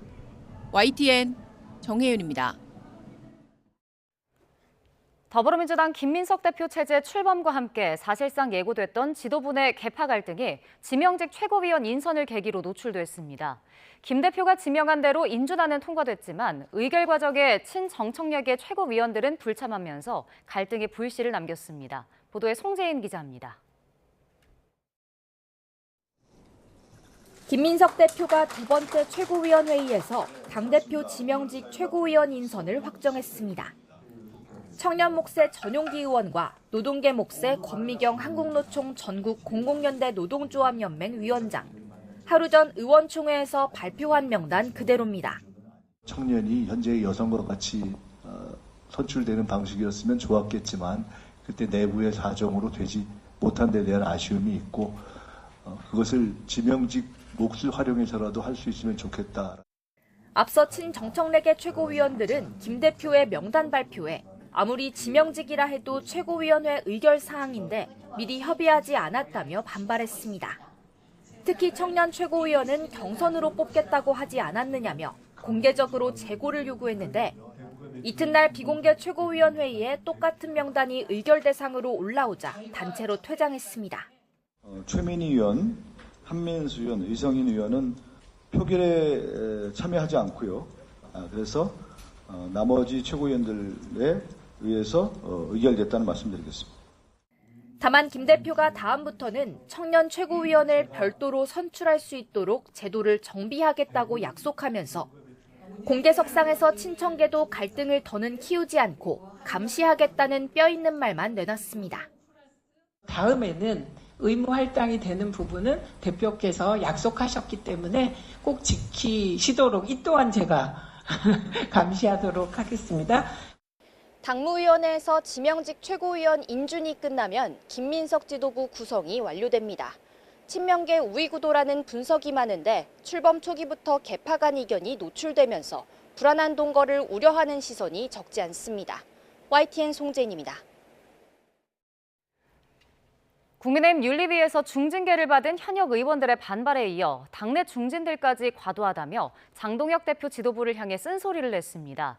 여기에 당협위원장 선출 방식을 놓고도 의총에 모인 대다수가 지도부에 사실상 반기를 드는 등 당내 갈등이 깊어지는 양상입니다. 이현정 기자가 보도합니다. 당원권 정지 중징계를 받은 국민의힘 현역 의원들은 정치적 숙청, 보복성 징계라고 거세게 반발했습니다. 효력 정지 가처분 신청과 같은 법적 조치도 검토하는 것으로 확인됐습니다. 장동혁 대표와 추정 세력을 추종하는 호위무사로 전락하였음을 자인한 것으로 이해하겠습니다. 일부는 아예 국민의힘 소속 총선 출마길이 막힌 상황.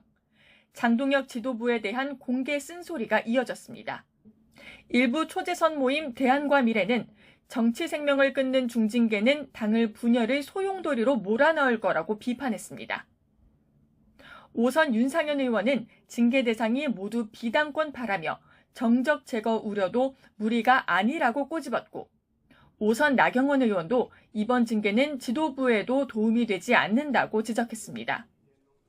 당 지도부를 향한 불만 기류는 당협위원장 선출 방식을 논의하는 의원총회에서도 터져나왔습니다. 장동혁 대표는 당 쇄신을 명분으로 당원 투표를 통한 당협위원장 전면 재선출 추진에 나섰지만 후보자들을 당원들이 직접 선출해서 국민께 선택받을 수 있는 그런 정당으로 당내 의원들은 오히려 혼란을 초래할 수 있다며 기존 관행대로 운영위원회에서 재선출해야 한다고 제동을 걸었습니다. 당원 선택을 통해서 당협위원장을 뽑는 취지는 좋다. 하지만 지금은 너무 당이 혼란스러워진다. 자신의 자리가 흔들릴 수 있다는 위기감에 더해 장 대표에 대한 뿌리 깊은 불신이 깔린 결론이란 해석이 나옵니다. 장동혁 대표를 비롯한 지도부는 의원들이 반발에도 불구하고 당협위원장 전면 재선출안을 강행할 거란 관측에 무게가 쏠립니다. 다음 주 월요일 최고위가 분기점이 될 거로 보이는데 어떤 결과이든 당내 갈등의 골은 더욱 깊어질 전망입니다. YTN 이현정입니다. 네, 명태균 여론조사비 대납 의혹으로 1심에서 시장직 상실형을 선고받았던 오세훈 서울시장의 항소심 첫 재판이 열렸습니다. 오 시장 측은 명 씨에게 여론조사를 의뢰한 적이 없다면서 1심과 마찬가지로 무죄를 주장했습니다. 윤혜리 기자의 보도입니다. 이른바 명태균 게이트에 연루돼 1심에서 시장직 상실형을 선고받은 오세훈 서울시장의 항소심이 시작됐습니다. 첫 공판 출석 전 취재진 앞에 선 오 시장은 무죄를 강조했습니다.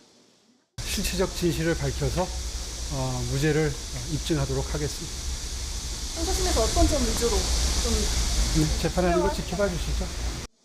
앞서 1심 재판부는 오 시장이 명 씨에게 여론조사 5건을 의뢰하고 후원자에게 비용 2,100만 원을 대납하도록 했다고 보고 벌금 1,000만 원을 선고했습니다.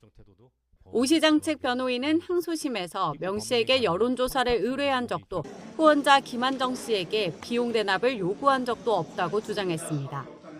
실상은 명 씨가 선거에 도움을 주겠다 했지만 믿을 만한 사람이 아니라고 생각해 오히려 멀리했다는 겁니다. 반면 특검 측은 오 시장과 명 씨, 후원자 김 씨의 공모 관계가 인정된다며 1심 구형과 같은 징역 1년 6개월을 선고해달라고 요청했습니다. 다음 재판에선 명 씨에게 여론조사를 의뢰한 김종인 전 국민의힘 비상대책위원장 등이 증인으로 채택되며 진실 공방을 예고했습니다. 명 씨로부터 여론조사를 무상으로 제공받은 혐의로 1심에서 징역 2년을 선고받은 윤석열 전 대통령의 항소심 첫 재판도 같은 날 진행됐습니다. 윤 전 대통령 측 변호인은 같은 혐의로 기소된 김건희 씨가 1심과 2심에서 모두 무죄를 받았는데 윤 전 대통령의 원심 해석은 정반대로 나왔다며 상식적으로 가능한지 의문이라고 지적했습니다. 윤 전 대통령도 대선 후보 당시 후원금이 넘치도록 들어와 여론조사를 무상으로 받을 이유가 없었다고 주장했습니다. 김건희 씨의 정치자금법 위반 혐의 사건에 대해선 대법원의 최종 판단이 남아있는 가운데 오 시장과 윤 전 대통령 사건을 모두 맡은 항소심 재판부가 명 씨의 진술을 두고 어떤 판결을 내릴지 주목됩니다. YTN 윤혜리입니다. 네, 지난 지방선거를 앞두고 이재명 대통령과 교감 후 무소속으로 출마했다고 말해 허위사실 공표 혐의로 고발된 김관영 전 전북도지사가 경찰에 출석했습니다. 전북경찰청 반부패 경제범죄수사대는 오늘 오후 김 전 지사를 피의 고발인 신분으로 불러 1시간 반 동안 조사했습니다. 진술을 마치고 나온 김 전 지사는 없는 사실을 얘기할 이유가 없고 대통령과 통화했다고 말한 적도 없다면서 오히려 내가 피해자라고 혐의를 전면 부인했습니다. 네, 그룹 빅뱅이 데뷔 20주년을 맞아서 오늘부터 월드 투어에 나섭니다. 이 빅뱅 이름으로 여는 단독 콘서트도 2017년 이후에 9년 만이라고 하는데요. 현장 취재 기자 연결해서 자세한 내용 들어보겠습니다. 자, 김승환 기자 나오시죠. 네, 고양종합운동장 앞에 나와 있습니다. 네, 지금 김 기자 뒤에도 많은 팬들의 모습들이 보이는데 현장 분위기 어떻습니까? 네, 제 뒤에 보이는 공연장 앞에는 팬들이 저마다의 추억을 쌓기 위해서 인증사진을 찍는 모습을 확인할 수 있습니다. 국내뿐 아니라 중국, 일본 등 세계 각지에서 팬들이 몰려들었고요. 빅뱅의 상징인 노란색 뱅봉뿐 아니라 각종 굿즈를 하나를 안고 아주 기대에 찬 모습에서 이곳은 축제의 분위기를 방불케 하고 있습니다. 9년이 지났는데도 너무 변함이 없어가지고 진짜 너무 감동이고 행복하고 저희 인생의 한 페이지를 이렇게 다시 또 경험하러 온 거에 대해서 매우 영광스럽게 생각하고 있습니다. 빅뱅은 잠시 뒤인 저녁 7시 30분부터 데뷔 20주년의 첫 무대를 엽니다. 이틀 전에는 4년 4개월 만에 신곡 빅을 내놨는데요. 공개 1시간 만에 멜론 톱백 정상에 오른 빅의 무대도 오늘 처음 공개됩니다. 지드래곤, 태양, 대성 새 멤버로 여는 첫 콘서트인 만큼 공연 준비에도 직접 팔을 걷어붙였습니다. 세트리스트부터 무대 디자인, 전체 연출까지 멤버들의 손을 직접 거쳤습니다. 지난 2006년 데뷔한 빅뱅은 거짓말과 하루하루, 뱅뱅뱅 등 수많은 히트곡을 쏟아내며 K-팝 2세대를 대표하는 그룹으로 자리 잡았습니다. K-팝이 지금처럼 세계적인 인기를 얻기 전부터 일본 돔을 돌고 대규모 월드 투어에 나서면서 해외 무대를 넓히는 데 큰 몫을 했습니다. 긴 공백에도 팬덤의 화력은 식지 않았습니다. 이번 고향 공연 예매에는 21만 명이 동시에 몰렸고 22분 만에 3차례 공연이 모두 매진됐습니다. 빅뱅은 내년 2월까지 전 세계 19개 도시 33차례에 걸쳐서 공연을 열 예정입니다.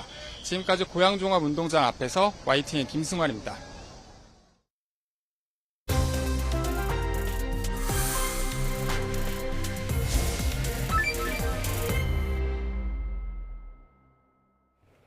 안성맞춤의 도시, 경기 안성시가 반도체 특구 지정과 광역교통망 구축을 발판으로 첨단 산업과 교통의 중심 도시로의 대전환을 이루고 있습니다. 네, 헌정사상 첫 여성 연임 삼선시장으로서 안성의 새로운 미래를 그려가는 김보라 시장 모시고 지금부터 이야기 나눠보겠습니다. 안녕하십니까? 네, 안녕하세요. 네, 일단 이제 여성 최초 재선 시장 그리고 첫 여성 연임 삼선 시장이라는 새로도 역사를 쓰셨습니다.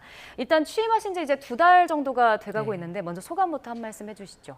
일단은 뭐 이제 삼선 연임했다 뭐 이런 것보다도 지난 6년 동안 저하고 우리 공직자분들 또 시민 여러분들이 했던 그런 방향이 다시 한번 인정을 받았다는 게 더 기쁜 일인 것 같습니다. 그래서 그리고 앞으로 4년 임기를 더 잘해야 되겠다 이런 각오들을 가지고 했는데요. 사실은 6월 3일 날 선거가 끝났는데 6월 5일부터 출근했거든요. 네.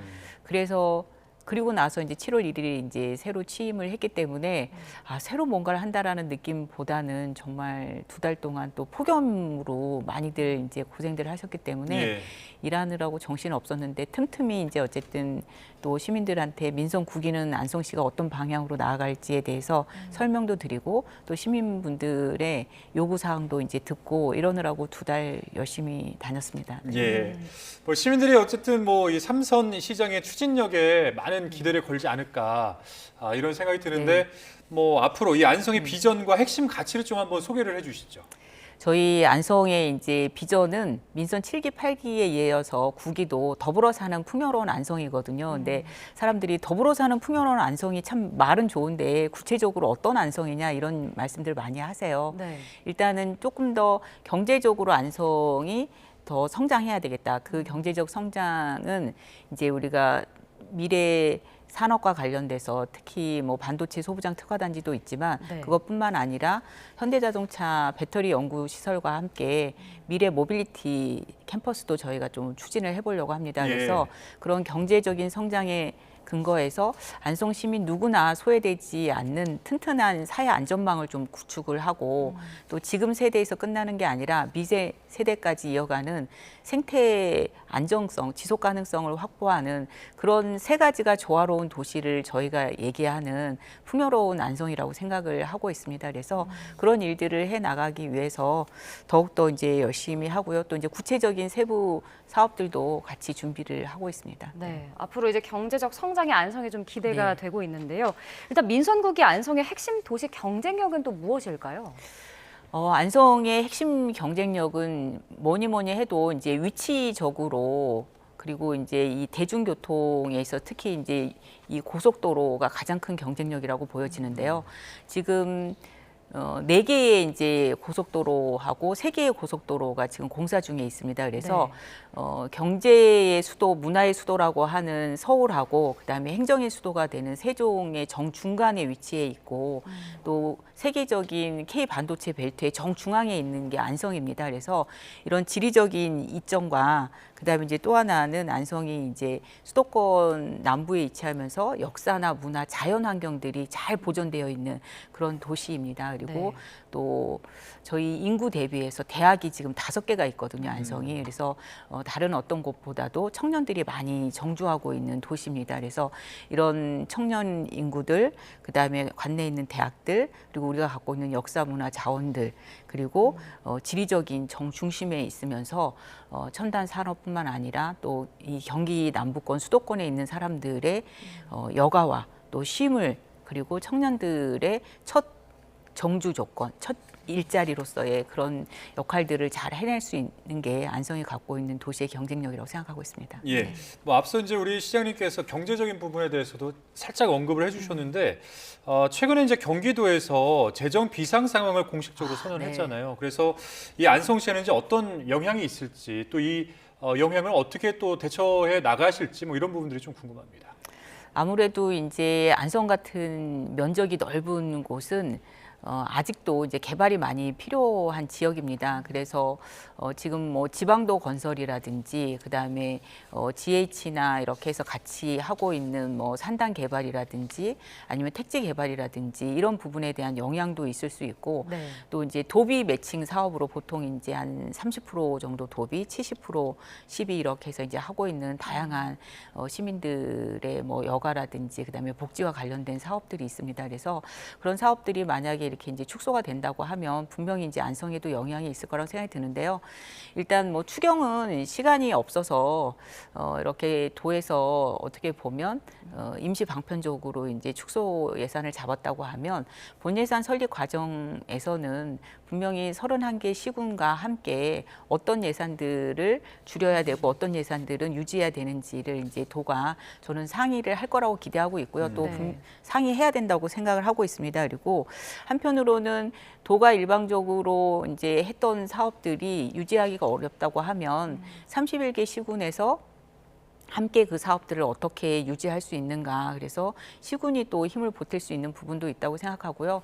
또 이제 추미애 지사님이 얘기하시는 것처럼 이 국비하고 지방비의 세율을 조정하는 문제뿐만 아니라 그런데 시군이 같이 힘을 합쳐야 된다고 생각합니다. 그리고 개인적으로는 이제 안성만 봤을 때는 새로운 안성도 이제 재원을 개발을 해야 된다. 이런 생각이 드는데요. 아무래도 이제 뭐 경제가 성장해서 법인세가 나는 데는 시간이 좀 많이 걸리고 있어서 저희는 이제 고향사랑 기부제를 통해서 새로운 재원들을 만드는 것들 그리고 안성시 예산뿐만 아니라 민간의 다양한 자원들을 활용할 수 있는 방법들 그리고 이제 국비 확보나 이런 부분들에 대해서 조금 더 신경을 쓰고 있습니다. 네. 또 시장님께서 소외 없는 도시를 위해서 이 안성형 통합 돌봄을 또 강조하고 계시잖아요. 네. 뭐 구체적으로 좀 약자들을 보호할 수 있는 대책은 뭐라고 생각을 하시나요? 일단 통합 돌봄과 관련돼서 가장 핵심은 이제 늘어나는 노인 인구들 그리고 또 장애인 분들이 어떤 시설이나 이런 곳에 들어가지 않고 본인들이 살고 있는 지역에서 행복한 삶을 누리고 존엄한 죽음까지 갈 수 있도록 만드는 게 이제 핵심 가치라고 생각을 합니다. 그래서 시설에 들어가지 않고 어떻게 하면 지역사회에서 이분들이 생활을 할 수 있을까, 필요한 부분들은 무엇이 있을까 이런 것들을 이제 같이 만드는 건데요. 어느 정도 이제 복지 서비스와 관련돼서는 대한민국이 저희 안성은 이제 갖춰졌다고 생각을 하는데 가장 이제 걱정하시는 부분들이 이제 의료 서비스거든요.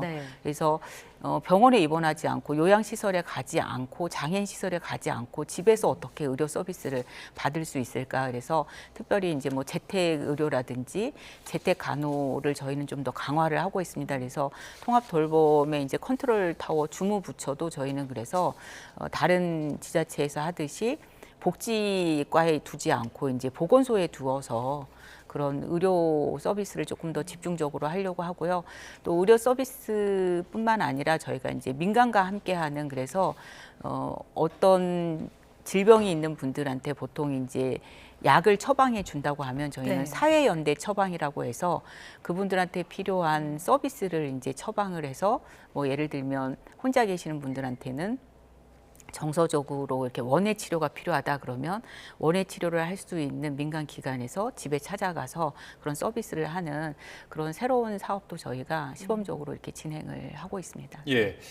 사실 요즘에 이제 수도권을 제외한 대부분의 지자체가 아마 고민하고 있는 숙제 중에 하나가 이 인구 유입 그리고 이제 정주 여건 개선 이런 부분이 아닐까 하는 생각이 드는데 여튼 뭐 핵심 열쇠는 결국 청년 그리고 이제 교통이 아닐까 하는 생각이 듭니다. 뭐 교통에 대한 강점을 아까 말씀해 주셨는데 청년 대책과 관련해서 조금 더 말씀해 주실 부분이 있으실까요? 저희가 이제 다행스럽게 안성이 인구가 늘고 있거든요. 그리고 이제 청년들도 늘고는 있습니다. 근데 더 이제 많이 늘어야 되겠죠. 그래서 청년과 관련돼서는 일단 내부에서 이렇게 자라나는 청소년들이 바깥으로 나가지 않게끔 하는 게 하나 있고, 그다음에 이제 두 번째는 아까 이제 대학이 5개 있다고 그랬잖아요. 그래서 대학 때문에 안성에 이렇게 정주했던 청년들이 졸업 이후에 안성을 떠나지 않고 안성에서 정주할 수 있게끔 하는 그런 이제 직접적인 구체적인 아예 타겟을 정해놓고 저희가 하고 있는데요. 1차적인 거는 이제 일자리 문제인 거죠. 그래서 지역에 있는 고등학생들이 관내 대학을 가고 관내 기업에 취업할 수 있는 그런 지원 정책들, 사다리 정책들을 기업과 대학과 함께 이제 저희가 준비를 하고 있고요. 또 이제 아까 말씀드렸던 그 첨단 산업과 관련돼서 일자리들을 계속 만드는 일도 하고 있고요. 두 번째는 이제 정주 조건을 좋게 하는 거죠. 그래서 청년들이 가장 어려워하는 게 이제 주거 문제이기 때문에 수도권에서 가장 편하고 저렴하게 청년들이 좋은 정주 조건을 갖출 수 있는 청년들을 위한 특화 주택이나 이런 것들을 저희가 지금 준비를 하고 있습니다. 그리고 또 이제 청년들한테 빼놓을 수 없는 게 문화와 또 그들만의 이런 공동체를 형성하는 일들도 해야 되는데요. 지금 뭐 청년 톡톡이라는 이런 문화 공간들, 또 다양한 문화 이런 프로그램들을 만들고 있어요. 네, 알겠습니다. 앞으로도 안성 좀 기대를 해보도록 하겠습니다. 오늘 말씀 여기까지 듣겠습니다. 지금까지 김보라 안성시장과 함께했습니다. 고맙습니다. 고맙습니다. 네, 고맙습니다.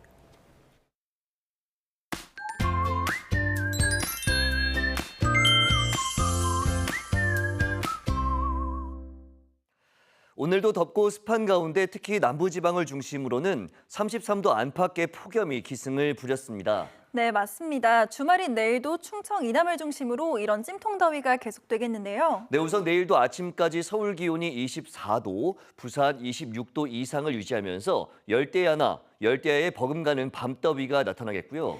낮 기온은 서울 30도, 대전 32도, 광주 34도로 중부지방도 예년보다 1에서 3도가량 높아지겠습니다. 또 경기 서해안에 최고 60mm, 그 밖에 중북부에는 5에서 40mm의 비가 내린 뒤 내일 오전에 모두 그치겠는데요. 하지만 대기가 불안정해지면서 남부지방은 늦은 오후까지, 중부지방은 저녁까지 기습적인 소나기가 지나겠습니다. 제주 해안과 남해안에서는 너울성 파도도 높게 일겠습니다. 일요일은 더위가 한풀 꺾인 나는 절기처서지만 오히려 더위가 더 강해지겠습니다. 이렇게 무더운 여름인데도 겨울처럼 기침이 계속 나오는 분들이 있을 텐데요. 땀을 흘린 뒤 수분을 충분히 보충하지 않을 경우 기관지 점액이 끈끈해지면서 가래가 잘 배출되지 않고 이로 인해 호흡기 감염에 취약해질 수 있습니다.